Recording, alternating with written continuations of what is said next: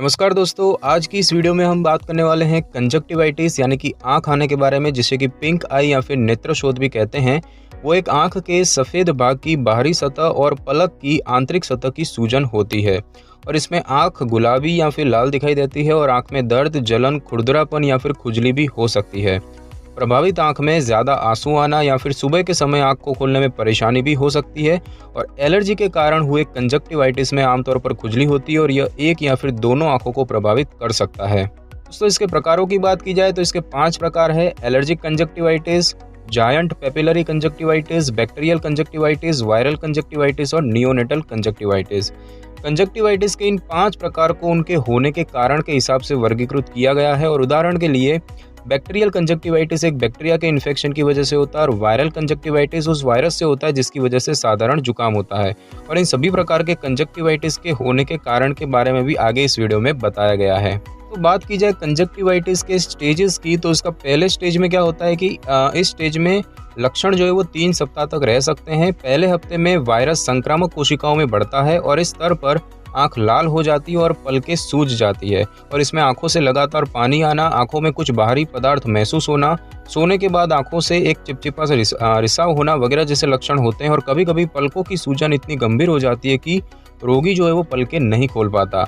दूसरे चरण में कंजक्टिवाइटिस धीरे धीरे दूसरे सप्ताह तक कम हो जाते हैं और दूसरे सप्ताह में कॉर्निया यानी कि आंख का काला भाग प्रभावित होता है और इस चरण में वायरस जो है वो बाहरी कॉर्नियल कोशिकाओं को प्रभावित करता है और इसीलिए इस परत में छोटे भूरे धब्बे दिखाई देते हैं। जलन जो है वो बढ़ जाती है और मरीज को प्रकाश में देखना मुश्किल हो सकता है और कॉर्निया पर सिक्के जैसे दिखने वाले घाव जो है वो उत्पन्न होते हैं। तीसरे चरण की बात की जाए तो यह सबसे समस्याग्रस्त चरण है और अगर घाव जो है वो कॉर्निया के केंद्र में है और ज़्यादा संख्या में है तो वे चमक पैदा कर सकते हैं जो रात में रोशनी को देखने में गंभीर समस्याएं पैदा कर सकते हैं और कुछ मामलों में साफ देखने की क्षमता में कमी आ सकती है और कुछ लोगों को लगातार जलन महसूस हो सकती है और उपचार न लेने पर भी यह चरण खुद समाप्त हो जाता है, परंतु इसके रहने का समय हर रोगी में अलग अलग हो सकता है। दोस्तों, इसके लक्षणों की बात की जाए तो इसके कुछ आम लक्षण होते हैं, जैसे कि आंखों के सफ़ेद भाग में गुलाबी या फिर लाल हो जाना, कंजक्टिवा यानी कि नेत्र श्लेष्मला यानी कि आंखों के सफ़ेद भाग और पलकों के अंदरूनी हिस्से को रेखांकित करने वाली पतली पारदर्शी झिल्ली उसकी सूजन होना,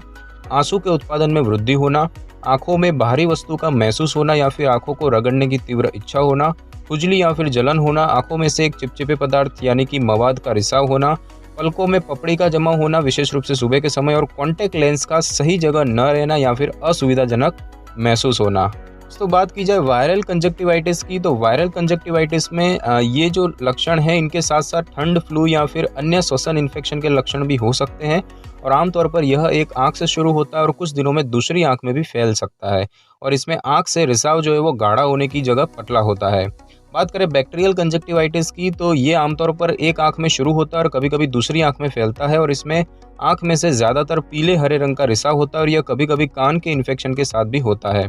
बात करें एलर्जिक कंजक्टिवाइटिस के, तो इसमें आमतौर पर दोनों आंखों में होता है और इसमें आंखों में खुजली, आंसू आना और सूजन हो सकते हैं और यह एलर्जी के लक्षणों के साथ भी हो सकता है, जैसे कि नाक में खुजली, छींके आना, गले में खराश या फिर अस्थमा होना। और उत्तेजक पदार्थों की वजह से हुआ कंजक्टिवाइटिस जो होता है, तो इस प्रकार के कंजक्टिवाइटिस में आंखों से पानी आना और चिपचिपे पदार्थ का रिसाव हो सकता है। दोस्तों, बात करते हैं कि कंजक्टिवाइटिस क्यों होता है, इसके क्या कारण हैं। तो बात की जाए एलर्जिक कंजक्टिवाइटिस की, तो जिन लोगों को पहले से ही मौसम के अनुसार एलर्जी होती है उन्हें एलर्जिक कंजक्टिवाइटिस हो सकता है और वे लोग जब किसी ऐसे पदार्थ के संपर्क में आते हैं जो उनकी आंखों में एलर्जी की प्रतिक्रिया पैदा करता है तो उन्हें एलर्जिक कंजक्टिवाइटिस हो सकता है। जायंट पेपिलरी कंजक्टिवाइटिस की बात करें तो ये आंखों में एक विदेशी पदार्थ की पुरानी उपस्थिति की वजह से होता है। जो लोग हार्ड कॉन्टैक्ट लेंस पहनते हैं, सॉफ्ट कॉन्टैक्ट लेंस पहनते हैं और उन्हें अक्सर नहीं बदलते, जिनकी आंख की सतह पर खुला टाँका है या फिर ये कृत्रिम आंख है, तो उन्हें यह होने की अधिक संभावना है। बात की जाए बैक्टीरियल कंजक्टिवाइटिस की, तो ये एक इन्फेक्शन है जो कि आपकी ही त्वचा या फिर श्वसन प्रणाली से स्टेफाइलोकोकल या फिर स्ट्रेप्टोकोकल बैक्टीरिया से होता है। कीड़े, अन्य लोगों के साथ शारीरिक संपर्क, अस्वच्छता यानी कि अशुद्ध हाथों से आंखों को छूना या फिर दूषित आंखों की मेकअप और चेहरे के लोशन का उपयोग करने से भी यह इन्फेक्शन हो सकता है। बात की जाए वायरल कंजक्टिवाइटिस की, तो इसमें आमतौर पर आम जुकाम से जुड़े संक्रामक वायरस के कारण होता है ये, और यह ऊपरी श्वसन पथ के इन्फेक्शन वाले किसी व्यक्ति के खांसी या फिर छींकने के संपर्क से हो सकता है। और बात की जाए नियोनेटल कंजक्टिवाइटिस की, तो ये बैक्टीरियल कंजक्टिवाइटिस का एक गंभीर रूप होता है जो कि नवजात शिशुओं में होता है, और यह एक ऐसी गंभीर स्थिति है जो तुरंत इलाज नहीं होने पर आंखों का स्थायी नुकसान कर सकती है, और यह बच्चों में अश्रु नलिका के बंद होने का भी कारण होती है।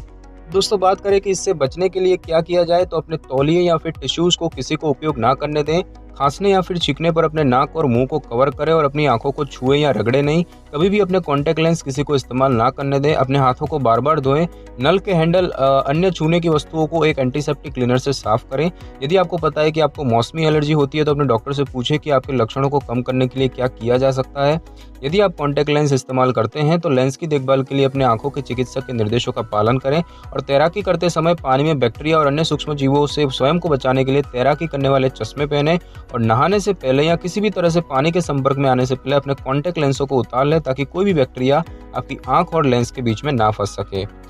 बात करें इसके निदान की, तो अक्सर डॉक्टर आपके लक्षणों को देखकर और आपकी आंख की जांच करके कंजक्टिवाइटिस का निदान कर लेते हैं। हालांकि कभी कभी संक्रामक कंजक्टिवाइटिस और अन्य प्रकार के कंजक्टिवाइटिस के निदान में भ्रम हो सकता है। संक्रामक कंजक्टिवाइटिस में डॉक्टर इसके लक्षणों और उपस्थिति से इसका निदान करते हैं, और इसमें आंख को आमतौर पर एक स्लिट लैंप, जो कि एक उपकरण होता है जिसमें चिकित्सक आंखों की जांच करते हैं, उससे देखा जाता है। संक्रमित रिसाव के नमूने को एकत्रित करके जांच के लिए प्रयोगशाला भेजा जाता है ताकि इन्फेक्शन करने वाले जीव का पता लगाया जा सके। हालांकि आमतौर पर डॉक्टर कुछ स्थितियों में प्रयोगशाला में नमूने भेजते हैं, जैसे कि जब लक्षण गंभीर या बारंबार होते हैं,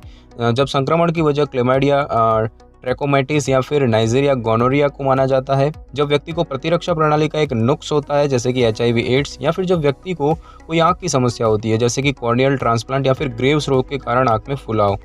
बात करें स्वैब टेस्ट की, तो इस टेस्ट में स्वैब यानी कि रुई के फोए जैसा दिखने वाला पदार्थ, उसके द्वारा आपकी संक्रमित आंख से चिपचिपे पदार्थ यानी कि म्यूकस के एक छोटे से नमूने को इकट्ठा करके परीक्षण के लिए प्रयोगशाला में भेजा जाता है ताकि कंजक्टिवाइटिस के प्रकार की पुष्टि हो सके। दोस्तों, बात करते हैं इसके इलाज की, तो कंजक्टिवाइटिस का उपचार उसकी होने की वजह पर निर्भर करता है। यदि आपको यह एक रासायनिक पदार्थ की वजह से हुआ है तो शायद कुछ ही दिनों में अपने आप ठीक हो जाए, लेकिन यदि यह एक जीवाणु, वायरस या फिर एलर्जी से हुआ है तो कुछ इसके उपचार विकल्प है। जैसे कि बात करें बैक्टीरियल कंजक्टिवाइटिस की, तो बैक्टीरियल इन्फेक्शन के लिए एंटीबायोटिक दवाओं का उपयोग किया जाता है। एंटीबायोटिक दवा से लक्षण कुछ ही दिनों में चले जाते हैं। बात करें वायरल कंजक्टिवाइटिस की, तो वायरल इन्फेक्शन के लिए कोई इलाज उपलब्ध नहीं है। यह इन्फेक्शन 7 से 10 दिनों में अपने आप ठीक हो जाता है, और तब तक सिकाई करने से आपके लक्षणों में सुधार आ सकता है। बात करें एलर्जिक कंजक्टिवाइटिस की, तो एलर्जी के कारण हुए कंजक्टिवाइटिस के इलाज के लिए अपने डॉक्टर शायद सूजन को रोकने के लिए आपको एंटीहिस्टामाइन देंगे। लोराटाडीन या फिर डाइफेनहाइड्रामाइन जैसे कि बेनेड्रिल, ये एंटीहिस्टामाइन होते हैं जो कि केमिस्ट के पास आसानी से उपलब्ध हैं, और वे एलर्जिक कंजक्टिवाइटिस सहित एलर्जी के लक्षणों को ठीक करने में मदद करते हैं। और इसके अलावा आपके डॉक्टर आपको एंटीहिस्टामाइन आई ड्रॉप या फिर एंटी इन्फ्लामेटरी आई ड्रॉप भी दे सकते हैं। बात करें इसके जोखिमों की, तो कोई ऐसे पदार्थ के संपर्क में आना जिससे कि आपको एलर्जी है, जिससे कि एलर्जिक कंजक्टिवाइटिस होता है, वायरल या फिर बैक्टीरियल कंजक्टिवाइटिस से पीड़ित किसी व्यक्ति के संपर्क में आना, या फिर ज़्यादा समय तक कॉन्टैक्ट लेंस का उपयोग करना। कंजक्टिवाइटिस की जटिलताएं कम होती है, लेकिन जब होती है तो गंभीर हो सकती है। जैसे कि गंभीर कंजक्टिवाइटिस से आंखों में धब्बा पड़ सकता है, और संक्रामक कंजक्टिवाइटिस के मामलों में इन्फेक्शन जो है वो शरीर के अन्य क्षेत्रों में फैल सकता है, जिससे कि अधिक गंभीर और कई इन्फेक्शन हो सकते हैं जैसे कि मेनिंजाइटिस वगैरह। तो दोस्तों, इस वीडियो में बस इतना ही। अगर आपको मेरी ये वीडियो अच्छी लगी हो तो वीडियो को लाइक और शेयर करें, और कमेंट करना बिल्कुल भी ना भूलें। और अगर आप हमारे चैनल पर नए तो चैनल को कर ले सब्सक्राइब और बेल आइकन के बटन को कर ले क्लिक, ताकि मेरी नई वीडियो की नोटिफिकेशन सबसे पहले आपको मिल सके। Thanks for your time.